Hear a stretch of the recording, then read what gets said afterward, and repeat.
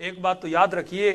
کہ اہل بیت ہم سے اتنی محبت کرتے ہیں، اس میں کوئی شک و تردید نہیں ہونی چاہیے، کیونکہ محبت نہ ہوتی تو دیار کفر میں بھی اپنی محفلوں میں نہ بلاتے،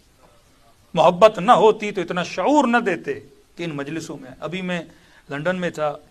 ایک مومن نے اپنا واقعہ سنایا، یہ حضرت غازی عباس کا واقعہ سنایا،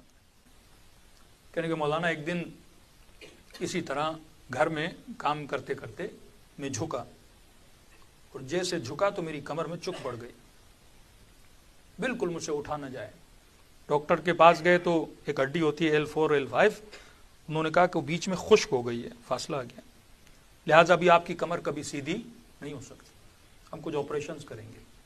کہتے مولانا 2.5 سے 3 سال تک میری کمر ایسے جھکی رہی، میں کھڑا نہیں ہو سکتا تھا، اور کبھی کبھی مجھے کئی گھنٹوں سوچنا پڑتا تھا کہ بستر پہ میں کروٹ کیسے لوں، اور وہ درد اتنا شدید ہوتا تھا کہ میری چیخیں ہمسایوں کو سنائی دیتی تھی، ہمسائے ایمبولنس کو فون کرتے تھے اور گھر پہ ایمبولنس آتی تھی۔ یعنی ایک ایسا درد، ایک ایسی تکلیف سے میں دوچار تھا کہ بتا نہیں سکتا، اور ڈاکٹرز نے کہا اگر آپریشن کریں گے تو چانسز ہیں 40%، یا کمپلیٹلی آپ پیرالائز ہو جاؤ گے یا شاید آپ ٹھیک ہو جاؤ۔ کہتا ہے وہ فارم بھی میں نے سائن کیا۔ اب 2.5 سال ایک بندہ سوچیں رکوع کی حالت میں ہو، 2.5 سال کمل سوکھ جاتی ہے وہیں پہ انسان کی، چلا نہ جائے، سویا نہ جائے، کروٹ بدلی نہ جائے، کھانا کیسے کھائے، واش روم کی تکلیف ہے، وہ ساری تکلیف اپنی جگہ۔ کہ ایسے ہی کسی نے کہا کہ اب آپریشن سے پہلے ایک زیارت کربلا ہوا، میں نے کہا چلا جاؤں کیونکہ پتہ نہیں اس کے بعد میں زندہ بھی رہوں کہ نہیں رہوں۔ اب کہہ رہا اس نیت سے نہیں گیا کہ شفا لینے جاؤں، اس نیت سے گیا کہ اہل بیت کا آخری دیدار کر لوں، اور اگر مر گیا تو قبر میں اللہ ان کی مجھے شفاعت عطا کرے۔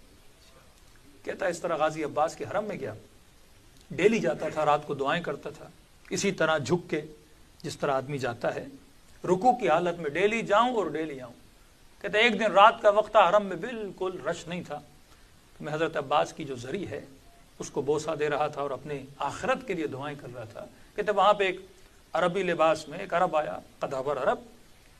اور پرانے زمانے کے جو کوٹس ہوتے ہیں اور کپڑے ہوتے ہیں جو عربوں نے پہنے ہوتے ہیں، جو خدام آپ نے دیکھے ہوں گے خاص طریقے کپڑے پہنتے ہیں، وہ میری طرف آیا اور کہنے لگا کہ ظاہر،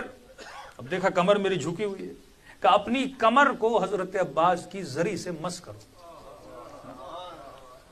اب آپ کو پتا ہے کہ پاکستانیوں میں ادب بہت زیادہ ہوتا ہے، عقیدے کے اعتبار سے ادب بہت ہوتا ہے۔ اس نے کہا نہیں، ہم کمر نہیں کرتے حضرت عباس کی طرح، میں ایسے ہی چہرہ کر کے جاتا ہوں۔ پھر اس نے ڈانٹا مجھے، کہا تجھے تکلیف ہے اپنی کمر کو زری سے مس کرو۔ تو میں نے دیکھا کہ وہ کیا کر رہا تھا، کبھی زری پہ ہاتھ لگا کے آنکھوں پہ لگا رہا ہے، کبھی دل پہ لگا رہا ہے۔ جو مریض تھے وہ اپنے وجود کو حضرت عباس کی زری سے کیا کر رہے تھے، مس کر رہے تھے۔ کچھ نے رسیاں باندھ کے حضرت عباس کی زری کے ساتھ خود کو کیا کیا ہوا ہے، باندھا ہوا ہے۔ میں نے ایک بار بات نہیں مانی، مجھے ڈانٹا کہ کمر میں تکلیف ہے، میں کہہ رہا ہوں کہ اپنی کمر کو مس کرو حضرت عباس کی زری سے۔ کہتے مولانا جیسے میں نے اپنی کمر کی جو تکلیف تھی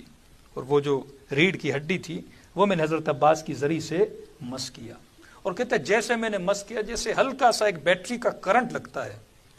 آپ ہاتھ میں، ہلکا سا بیٹری کا جیسے کرنٹ لگتا ہے، میں نے محسوس کیا کہ میری ہڈی کو وہ کرنٹ لگا، اور جیسے کرنٹ لگا میں نے اپنی کمر سیدھی کر دی۔